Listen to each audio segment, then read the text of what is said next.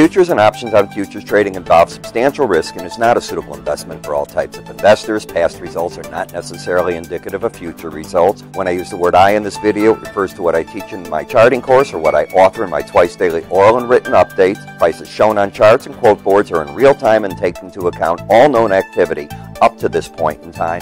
And if you'd like to read more of this disclaimer, simply hit the pause key on your video player. Good afternoon, all. Ira Epstein of Linn and Associates, and here we are on Thursday, and this is the 22nd of June, 2017, about 3:35 p.m. Central Daylight Time, with your metals market update. All right, so the metals are higher. Gold really closed about $2 lower than this, closer to the 1249.40 zone than it is right there. Silver market getting a little bit of a punch up. Copper market is just too violent. One day up dramatic, next day down dramatic. Very hard one.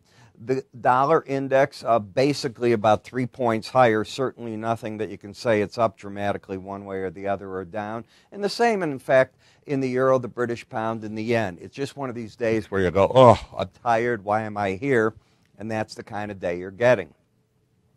You're having a terrible, feeble rally in all the energies. You know, the energies are setting themselves up, and you got to be careful how much downside they might have if they decide to break out from here. Grains had a bad day. They all broke down. And again, we still see the that curve yield flattening out as the long-term dated instruments keep losing interest rate, if you will, and the short-term's just holding on to it, and they keep coming together.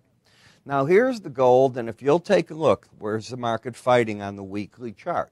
That 18-day moving average of closes. That number is 1251.70.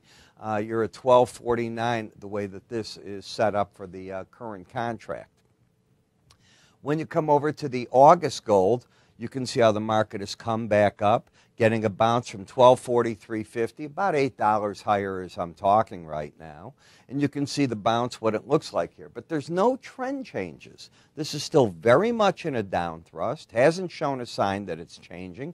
You need to get over 258.60 to tell the chart pattern people, hey, you've broken the pattern of lower highs and lower lows. It has not done that.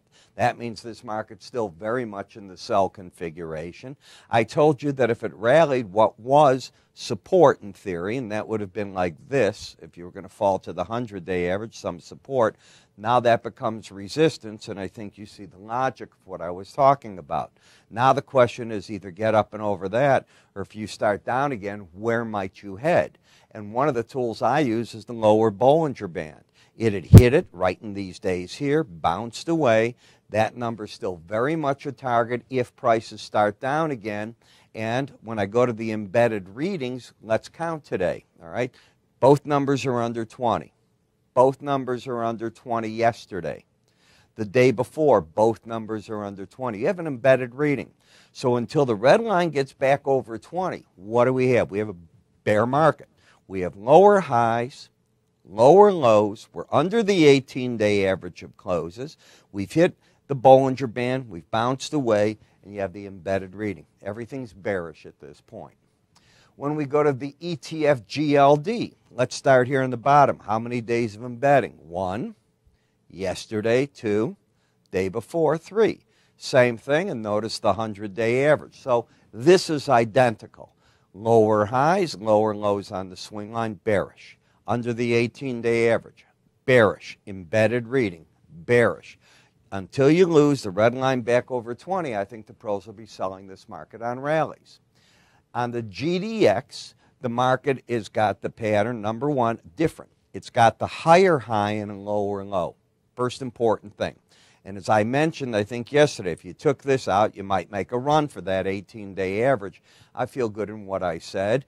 And let's count the days under the number 20. Today is 1, day before, and day before. You had it there. So you have your embedded reading here too.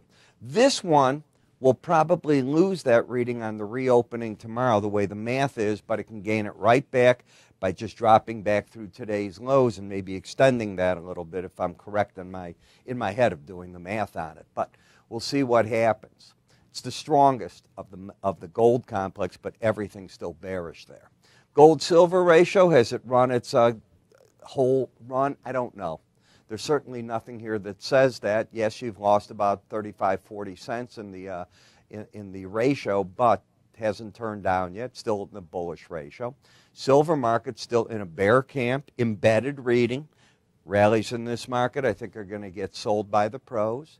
Copper market, flat momentum, higher lows, higher highs. So I'm giving the bull talk right here. Support 258.10, but you'd have to risk in that trade back to 253. It's a $1,250 risk. That's pretty big. In the the platinum market, if we take a look at the readings here, both numbers are under 20. What about yesterday? They weren't. That's all I care about. You're just oversold. You have a market also with a lower low, a higher high, 938.5.